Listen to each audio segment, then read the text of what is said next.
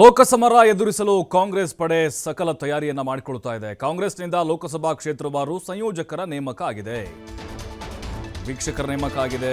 ಈಗಾಗಲೇ ಅಲ್ಲಿ ಸ್ಥಳೀಯ ಮಟ್ಟದಲ್ಲಿ ಸಭೆಗಳು ನಡೀತಾ ಇದೆ, ಅಭಿಪ್ರಾಯ ಸಂಗ್ರಹ ಆಗ್ತಾ ಇದೆ, ಅವ್ರದ್ದೇ ಆದಂಥ ಸರ್ವೆಗಳನ್ನು ಶುರು ಮಾಡಿದ್ದಾರೆ. ಈಗ ಸಂಯೋಜಕರನ್ನ ನೇಮಕ ಮಾಡಿದ್ದಾರೆ.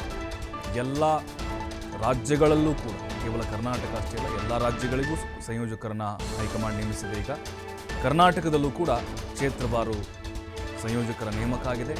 ಚುನಾವಣಾ ತಯಾರಿ, ಅಭ್ಯರ್ಥಿ ಆಯ್ಕೆ ಕುರಿತು ತೀರ್ಮಾನಕ್ಕೆ ಸಿದ್ಧತೆಯನ್ನು ಮಾಡಿಕೊಳ್ಳಲಾಗ್ತಾ ಇದೆ. ಇವ್ರ ಕೆಲಸ ಏನು ಅಂತ ಹೇಳಿದ್ರೆ, ಲೋಕಲ್ ಗ್ರೌಂಡ್ ರಿಪೋರ್ಟ್ ಏನಿದೆ, ಜನರ ಅಭಿಪ್ರಾಯ, ಜನದ ಮನದಾಳ ಏನಿದೆ, ಕಾರ್ಯಕರ್ತರ ಅಭಿಪ್ರಾಯ, ಯಾರಿಗೆ ಟಿಕೆಟ್ ಕೊಡಬೇಕು, ಯಾವ ಕ್ಷೇತ್ರಕ್ಕೆ ಯಾರು. ಚಿಕ್ಕೋಡಿ ಎಚ್ ಕೆ ಪಾಟೀಲ್, ಬೆಳಗಾವಿಯಿಂದ ಸತೀಶ್ ಜಾರಕಿಹೊಳಿ ಸಂಯೋಜಕ್ತಾರೆ.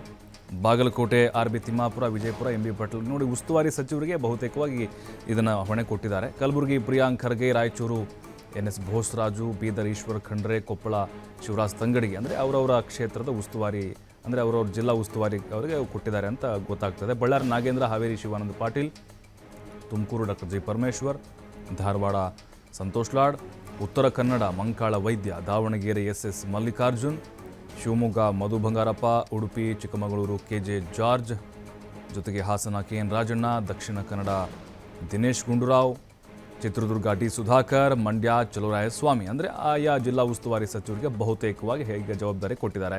ಮೈಸೂರು ವೆಂಕಟೇಶ್, ಚಾಮರಾಜನಗರ ಎಚ್ ಸಿ ಮಹದೇವಪ್ಪ, ಬೆಂಗಳೂರು ಗ್ರಾಮಾಂತರ ಭೈರತಿ ಸುರೇಶ್. ನೋಡಿ, ಇಲ್ಲಿ ಭೈರತಿ ಸುರೇಶ್ ಸ್ವಲ್ಪ ಅಲ್ಲಿ ಬದಲಾವಣೆ ಮಾಡಲಾಗಿದೆ.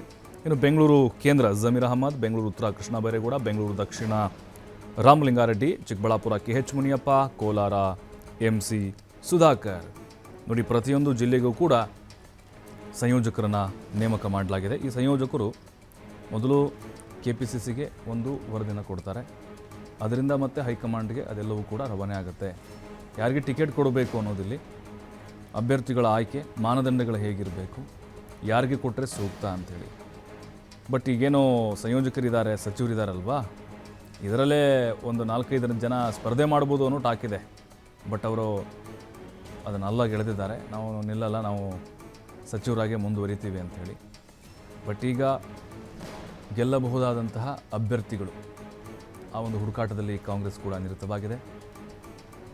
ಎಲ್ಲ ರಾಜ್ಯಗಳಲ್ಲೂ ಸಂಯೋಜಕರನ್ನ ಕಾಂಗ್ರೆಸ್ ಹೈಕಮಾಂಡ್ ನೇಮಕ ಮಾಡಿದೆ. ಹಾಗೆ ಕರ್ನಾಟಕದಲ್ಲೂ ಕೂಡ ಹಾಲಿ ಸಚಿವರಿಗೆ ಜವಾಬ್ದಾರಿಯನ್ನು ಕೊಡಲಾಗಿದೆ.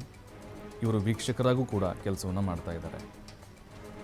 ಚುನಾವಣಾ ತಯಾರಿ ಈಗಿನಿಂದ ಶುರುವಾಗ್ಬಿಟ್ಟಿದೆ. ಈಗ ನೋಡಿ, ಈಗ ಜನವರಿ ಎಂಡಲ್ಲಿ ಅಥವಾ ಫೆಬ್ರವರಿಯಲ್ಲಿ ನೋಟಿಫಿಕೇಷನ್ ಅನೌನ್ಸ್ ಆಗ್ಬೋದು ಎಲೆಕ್ಷನ್ದು. ಸೊ ಮೇಲ್ ಬಂದರೆ ಜಾಸ್ತಿ ಟೈಮ್ ಹಿಡಿಯೋದಿಲ್ಲ. ಯಾಕೆಂದರೆ ಕಾಂಗ್ರೆಸ್ಗೂ ಕೂಡ ಈಗ ನೋಡಿ, ಗೆಲುವಿನ ಸವಾರಿಯಲ್ಲಿ ಹೋಗ್ತಾ ಇದೆ. 135 ಸ್ಥಾನಗಳನ್ನು ಗೆದ್ದುಕೊಂಡು ಅದೇ ಹವಾದಲ್ಲಿ ಹೋಗಿ ನಾವು ಲೋಕಸಭೆ ಚುನಾವಣೆಯಲ್ಲೂ ಕೂಡ ಹೆಚ್ಚಿನ ಸ್ಥಾನಗಳನ್ನು ಗೆಲ್ಲಬೇಕು ಅನ್ನುವಂಥ ಲೆಕ್ಕಾಚಾರ ಕಾಂಗ್ರೆಸ್ ನಾಯಕರು ಹಾಕ್ಕೊಂಡಿದ್ದಾರೆ. ಹಾಗಾಗಿ ಸಂಯೋಜಕರ ನೇಮಕ, ವೀಕ್ಷಕರ ನೇಮಕ, ತಂಡವನ್ನು ಕಟ್ಟಿಕೊಂಡು ಈಗ BJPಯನ್ನು ಮಣಿಸಲೇಬೇಕು ಅನ್ನೋದು. ಯಾಕೆಂದರೆ ಈಗ ವಿಧಾನಸಭೆ ಚುನಾವಣೆಯಲ್ಲಿ ಗೆಲುವು ಇಲ್ಲಿ ಮತ್ತೇನಾದರೂ ಕಳಪೆ ಆಯಿತು ಅಂತಂದರೆ ಸಹಜವಾಗಿ ಮುಜುಗರ ಆಗುತ್ತೆ.